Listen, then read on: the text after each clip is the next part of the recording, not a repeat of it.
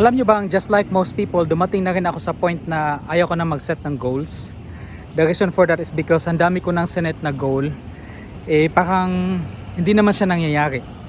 Diba? Parang every year nagsiset ako ng goal, or diba, sometimes we call it New Year's resolution. And parang hindi nangyayari. Mayroon naman kahit papaano, pero hindi talaga yung pinakagusto ko, o at least yung sa inisip ko na gusto ko. And then you know what I realized the last few days? I encountered a book from Mark Murphy.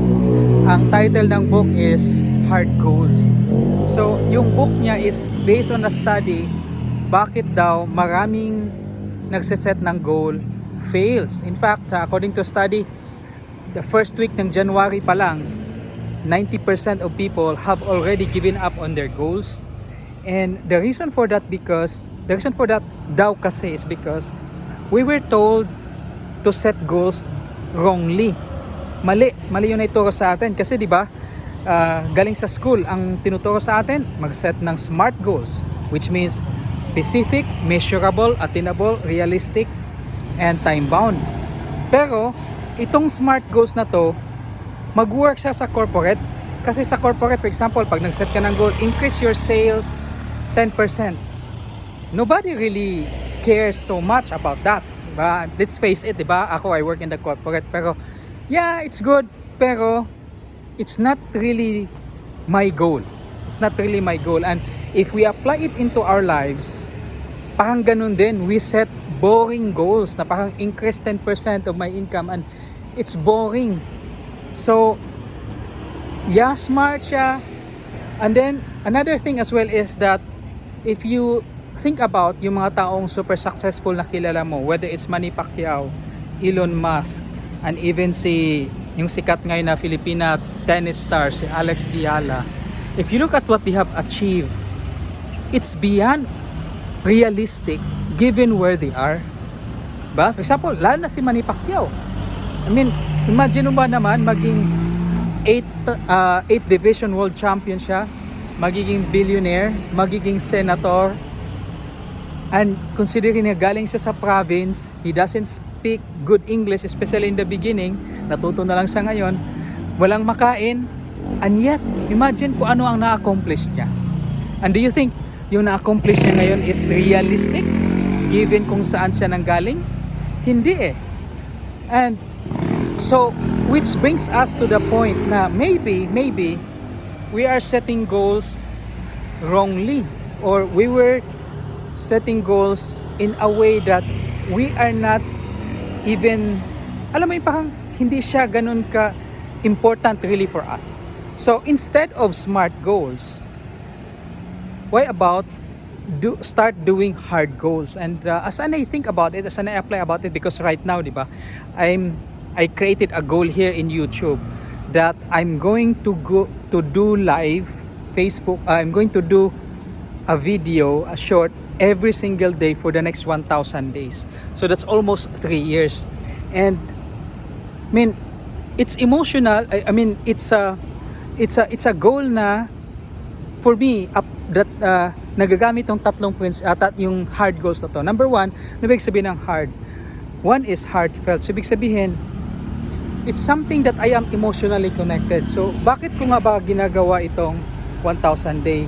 1 is, ay gusto kong makita what I can do.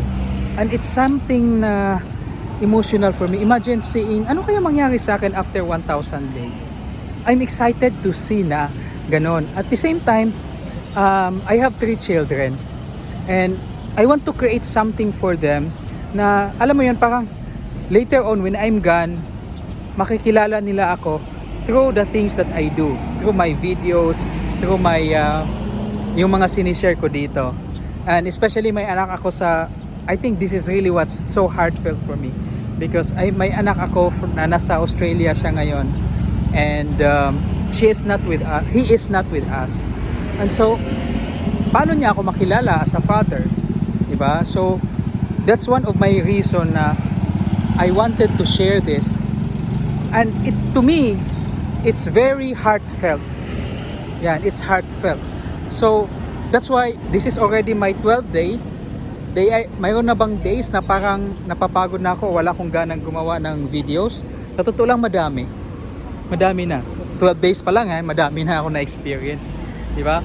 But because pag naalala ko, bakit ko nga ba to ginagawa? Ay, para sa mga anak ko. Ay, because I want to make a stand for something. I want to contribute to the Philippines. I want to contribute to other people. Then nagme-make sense and nakakaya. So number one yan, heartfelt. A stands for animated. So kailangan clear yung goal, yung picture. And it's something na, alam mo yung parang you can't wait to wake up in the morning and do what you need to do is because alam mo, clear sa'yo ano ang maibibigay sa'yo. So, for example sa akin, pinipicture out ko na one day pag makita ako na anak ko, he will be so glad na kahit pa paano nakilala niya ako to my videos. And then yung mga daughters ko naman, they will pick up my ideas, and you know, it's also creating a legacy and a platform for them. Kasi if one of the things that I realize about parents is that our goal as parents is to pave the way for our children. So to give them a head start. And for me, social media is the new marketplace. Okay, let's face it. And if I could create something out of this social media age, and kung kaya, and of course my daughters, sa kanila din to mapupunta din sa kanila to they will benefit somehow. I know that they will benefit out of this, and I'm very clear about that. Pinipicture out ko yun every day, piniplay ko sa utak ko yun, how happy they will be to be benefiting from this.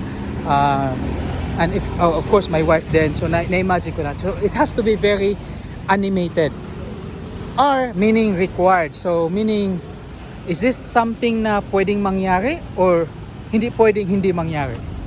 Okay, so most of our goals, alam mo yung parang okay, meaning pag nangyari, edi good, pag hindi, okay lang din, not for me, yung mga ganun, di ba?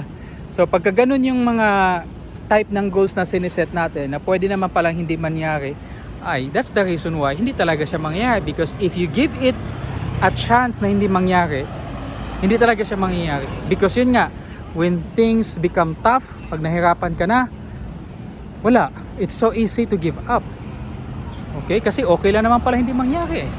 Pero if it's something na hindi pwede, nakasalalay dito yung future ng pamilya ko, nakasalalay dito yung buhay ko, then that's when goals gets accomplished. And lastly, and also very very important, is difficult.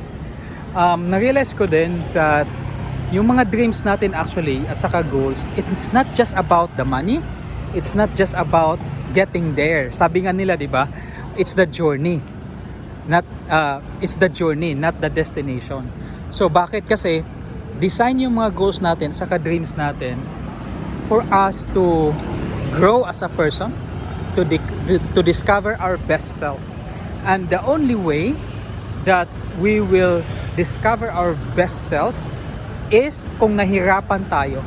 So goals has to be difficult.